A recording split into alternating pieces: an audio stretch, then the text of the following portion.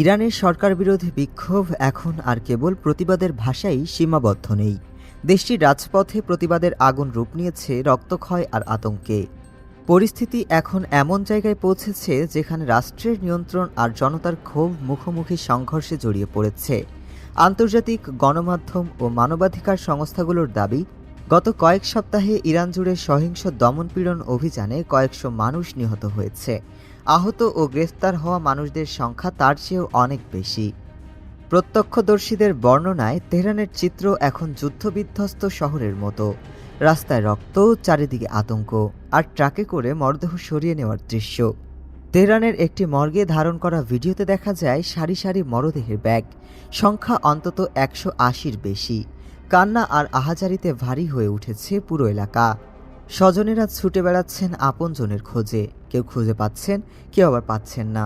অনেকেই শেষবারের মতো মুখ দেখার সুযোগটুকুও পাচ্ছেন না। যুক্তরাষ্ট্রভিত্তিক মানবাধিকার সংস্থা হিউম্যান রাইটস অ্যাক্টিভিস্ট নিউজ এজেন্সির তথ্য অনুযায়ী এ পর্যন্ত প্রায় 500 বিক্ষোভকারী নিহত হয়েছেন।